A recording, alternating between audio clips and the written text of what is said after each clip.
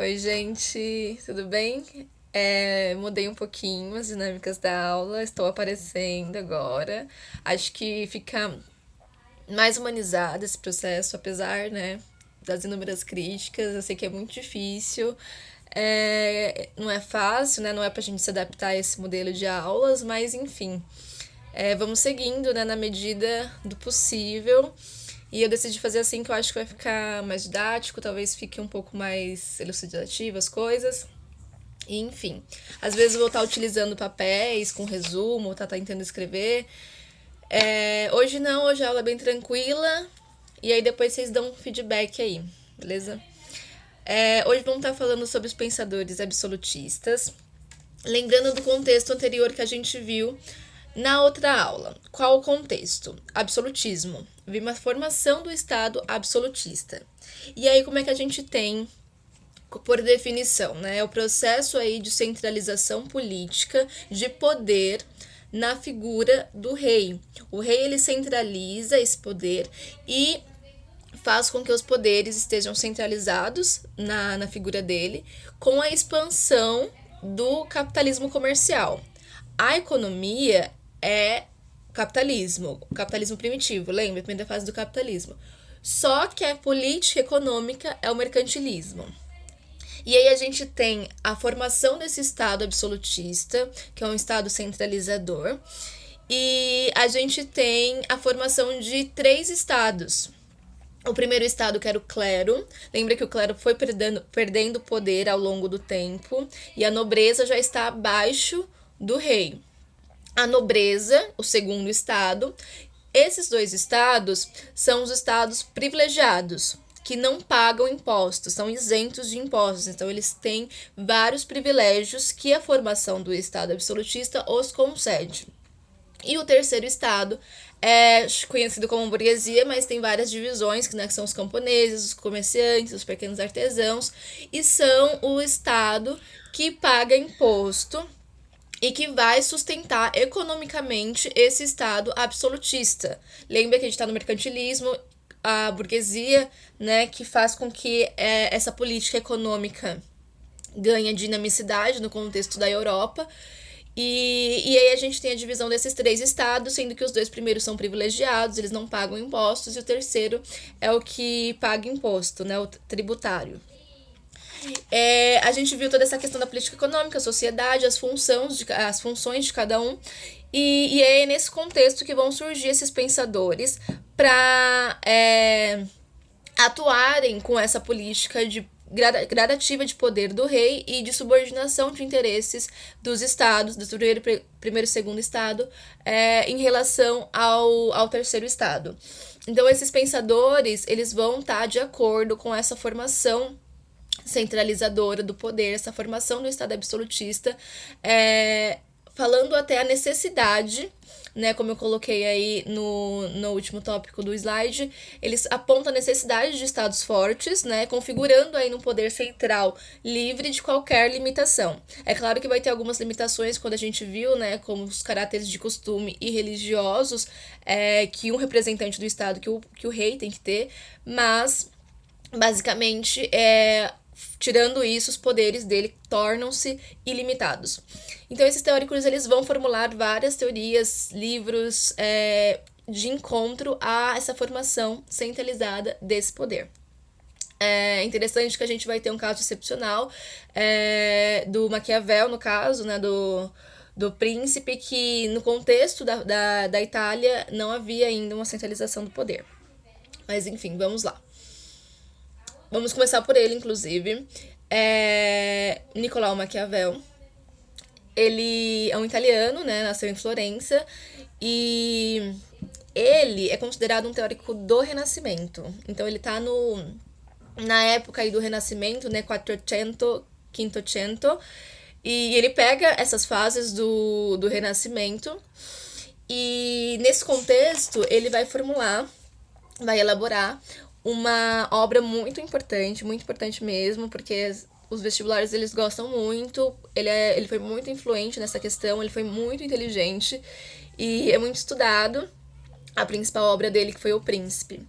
No contexto que ele escreve essa obra, como eu havia dito agora, a Itália estava passando por uma fragmentação política. A Itália, basicamente, ela não vai ter a formação das monarquias nacionais, dos estados centralizados, como a gente viu nas outras aulas, como a França, como a Inglaterra, né? Então aqui a gente vai ter uma fragmentação da Itália, basicamente em repúblicas ou cidades-estados, e o contexto muito de conflito, muitas guerras, conflitos, e aí vai ser um caos desse território, e ele vai basicamente tentar formular um manual dizendo a importância da centralização. É claro que ele já estava vendo esse movimento de centralização nos outros países da Europa, e ele vai formular esse manual falando a importância e da necessidade de centralização política para obter um êxito político, social e econômico no país. E ele formula o Príncipe. O Príncipe basicamente é um manual de chegada, né? Como que você chega ao poder e como que você permanece no poder. Então, basicamente, o príncipe ele vai ter essas características, considerando esse contexto italiano, e ele vai desenvolver práticas, né? Vai colocar aí, formular práticas para o príncipe, como que ele faz para chegar nesse poder. A gente vai ter uma elaboração de uma obra muito pragmática, na verdade. O Maquiavel ele busca que o representante político ele tenha bons resultados, né? Ele tem que alcançar bons resultados, e para isso independe os meios que ele for utilizar. Então, basicamente, ele está falando justamente de religiosas, questões religiosas e morais que acabavam limitando a atuação do representante político, né, do chefe aí, do líder do Estado. E o Maquiavel falou assim, não, vamos ter que ter essa distinção, né, essa separação entre os princípios religiosos com práticas morais e éticas da atuação do líder, do príncipe. Ele, para conseguir bons resultados, ele pode sim ultrapassar questões morais, desde que ele consiga chegar no poder e consiga permanecer no poder também. Então, a igreja, a religião, ela acaba sendo uma espécie de instrumento, ele instrumentaliza a igreja. Não é que o príncipe ele vai deixar de seguir os princípios da igreja, não é que ele vai ser totalmente contra, não. Ele vai fazer isso quando for necessário. Quando for necessário para que ele obtenha um bom resultado na sua carreira política, na sua liderança do Estado. Então a igreja é utilizada aí como instrumento. E aí, ele fala que é necessário que o príncipe ele tenha essa questão de saber fazer, né? Ele tem que ter uma precaução nas suas atividades, uma virtude que ele fala.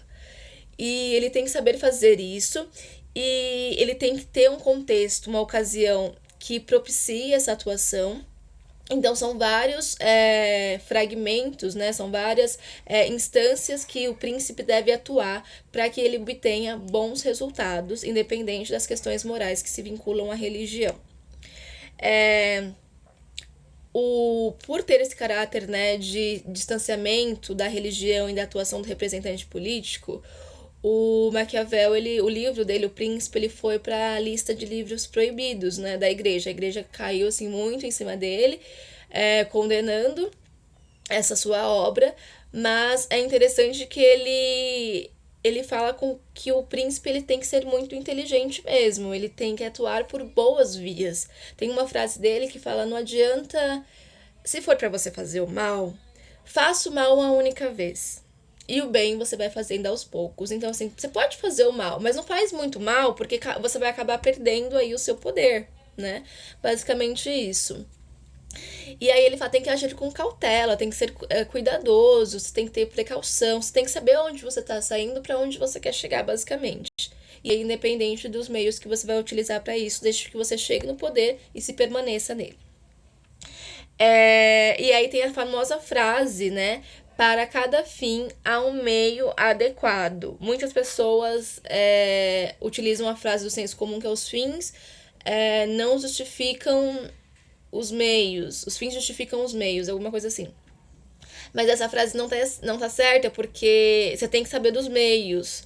Se você tiver um meio muito instável, que consequentemente vai não te colocar no poder depois do processo, então não tá certo. Então, para cada fim há um meio adequado. Você tem que saber qual meio é esse, saber a adequação desse meio, a precaução desse meio, para que você possa chegar no poder e se permanecer no poder.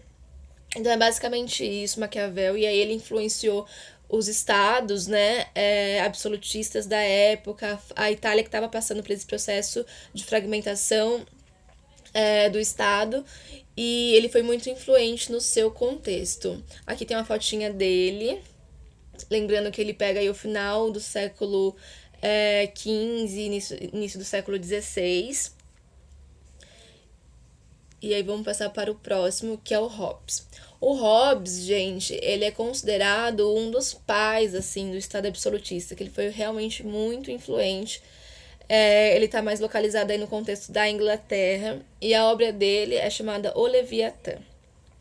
O Hobbes, ele é considerado um filósofo contratualista, ou seja, a sociedade, inicialmente, ela está num estado de natureza.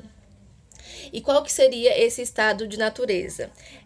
Quando a gente tem o estado inicial do desenvolvimento humano, que temos 100% de liberdade, não temos nenhuma intervenção aí do Estado, e a gente tem por natureza, a gente nasce com esse estado de natureza, as pessoas são, né, egoístas, e a gente não tem esse estado, não tem alimentação das paixões individuais, então a gente está no caos total inicialmente, que é esse estado de natureza.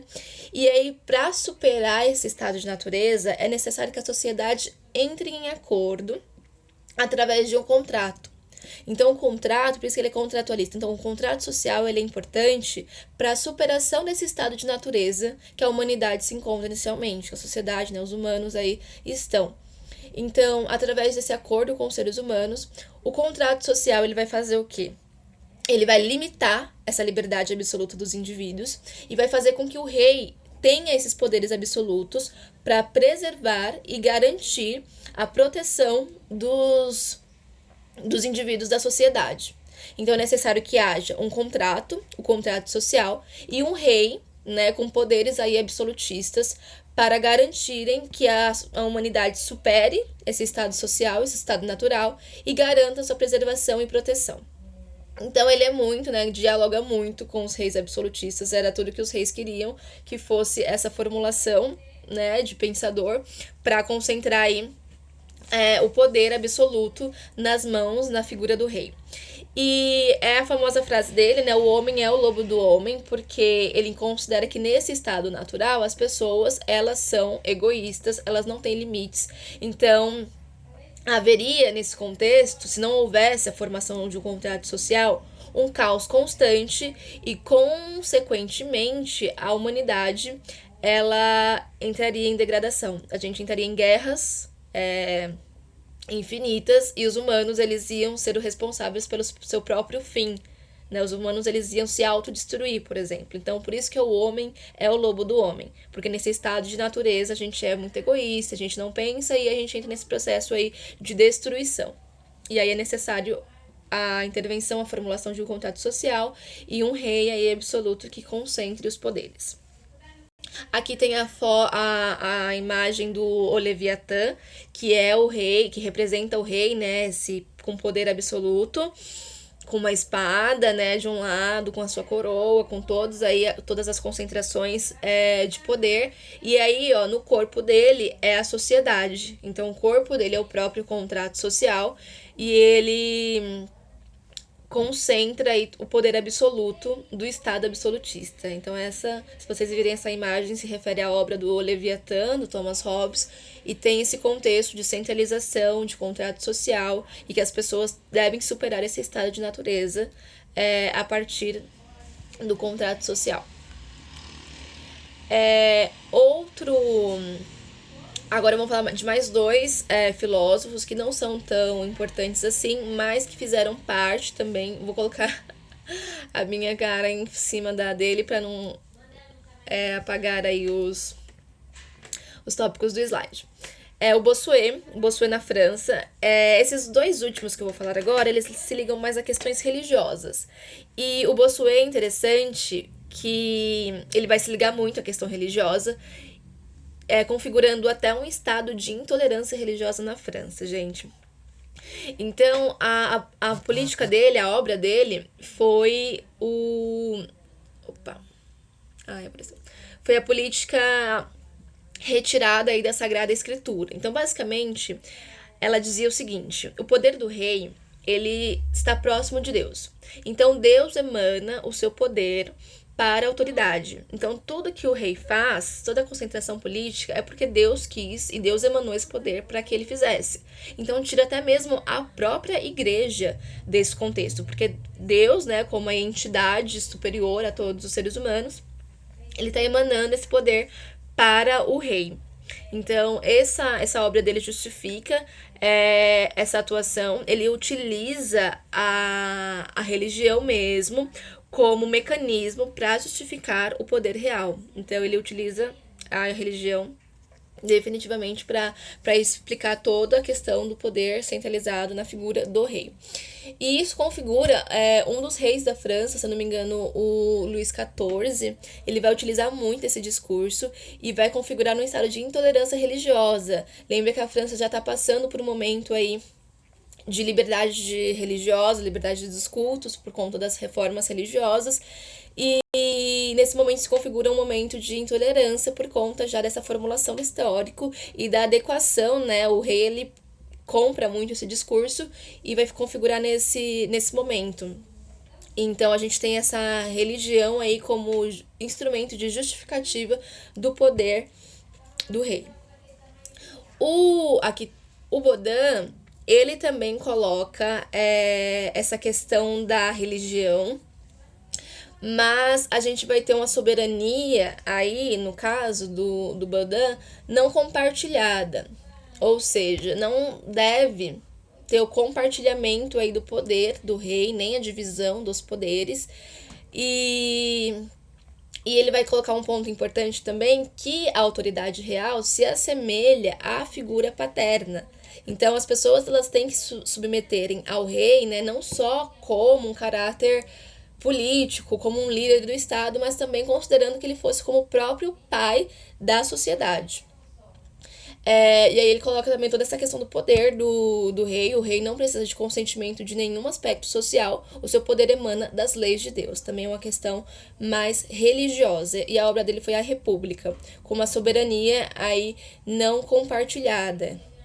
Então a gente vai ter, gente, esses teóricos que vão formular pensamentos, vão formular obras sendo propiciadas aí pelo momento de centralização política desses estados modernos, né, desses estados absolutistas. E é claro que o sistema absolutista vai ser totalmente a favor disso tudo, vai carregar com eles esse embasamento teórico desses pensadores. Aqui eu coloquei um material de apoio, só uma notícia que saiu na época, falando um pouco sobre o Maquiavel e a relação dele com a Angela Merkel, da Inglaterra, falando como que dá essa prática de bom líder, né, de bom príncipe aí atualmente. E eles pegaram como exemplo a Angela Merkel. Tem algumas críticas, né, com o sistema que eles atuam, sistema político, econômico, enfim. Mas é interessante para a gente ter uma relação da importância do Maquiavel e de como eles se relacionaram com temas atuais que a gente está vivenciando hoje, né, nos dias de hoje. É isso, gente. Espero que vocês tenham gostado da aula desse novo modelo. Qualquer coisa, né, estamos aí pensando aí nesse contexto absolutista. Na próxima aula veremos a formação dos estados absolutistas em cada região, na França, que foi o auge do absolutismo, na Inglaterra e nos outros contextos aí da Europa. Beleza? É nóis. Valeu.